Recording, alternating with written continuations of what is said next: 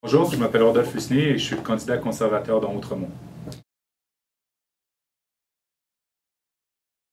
Outremont, c'est un symbole d'histoire, mais aussi de diversité. Donc, comme vous savez, dans Côte-des-Neiges fait partie d'Outremont. Donc, il y a quand même des enjeux très importants concernant l'immigration. C'est une chose d'attirer les immigrants au Canada et c'est ce qu'on a besoin. Mais également, il y a un défi de les intégrer. Et quand je parle de les intégrer, il y a la reconnaissance des diplômes, reconnaissance de leur expérience. Et ça, c'est vraiment un enjeu très important que le Parti conservateur au gouvernement a vraiment mis beaucoup d'emphase dessus, avec le guide de l'immigrant, par exemple, le travail avec les provinces pour la reconnaissance des diplômes. Ensuite, à Outremont, il y a un autre gros enjeu qui est bien sûr la gare de triage. Ça, c'est un dossier qui durait depuis très très longtemps.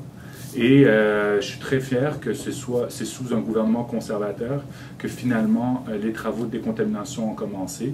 C'est quand même un projet de 120 millions et dont le fédéral a donné 30 millions de dollars pour la décontamination et qui sera le futur site de l'Université de Montréal qui ouvrira un nouveau campus. Donc, il va y avoir ce défi-là, les programmes d'infrastructure, les programmes d'innovation.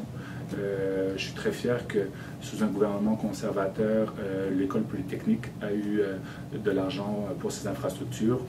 Ma propre université, HEC Montréal, a reçu du plan d'action économique de l'argent pour rénover ses infrastructures.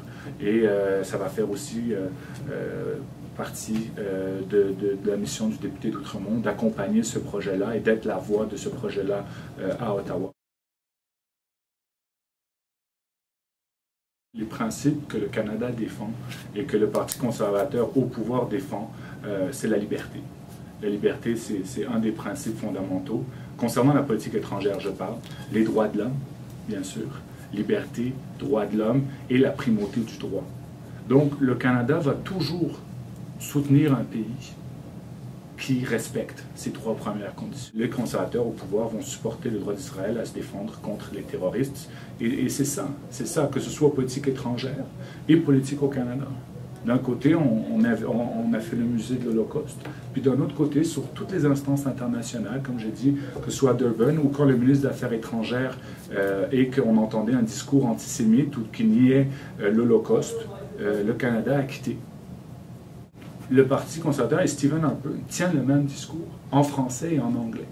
Comparativement, vous m'avez posé la question, mais comparativement aux libéraux, pour ne pas les citer, on ne va pas dire quelque chose en français et ensuite redire un autre discours en anglais en n'utilisant pas les mêmes termes, en disant d'un côté c'est un crime de guerre, puis d'un autre we won't lose sleep over it ou quelque chose comme ça. Donc c'est d'avoir un discours clair et toujours avoir la même position.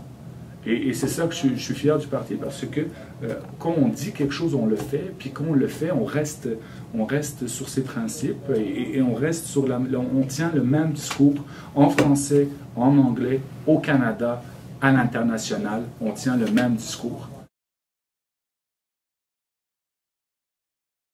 Il y a deux façons de voir ça. Il y a un crime qui se commet. Il faut qu'il y ait sanction.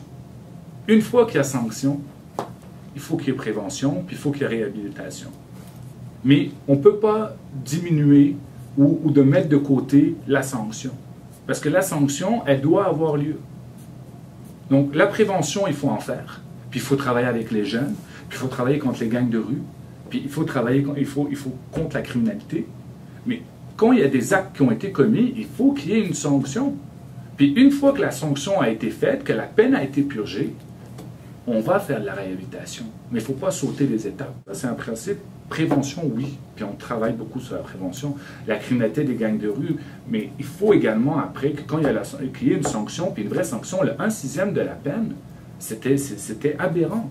Le 1/6 de la peine, 2 jours, vaut 4, écoutez, il y avait toutes ces choses, si vous êtes en détention, ça vaut 3 jours avant la peine ou après, puis non, il y a une peine de prison.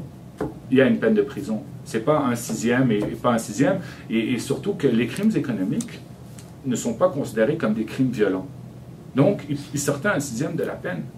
Chose qui était une grave erreur du projet de loi. Ça a été une grave erreur et je suis très content. Ça a été la dernière loi qui a été votée avant que le gouvernement tombe et qu'on nous force à aller en élection. Et je suis très content qu'elle ait passé.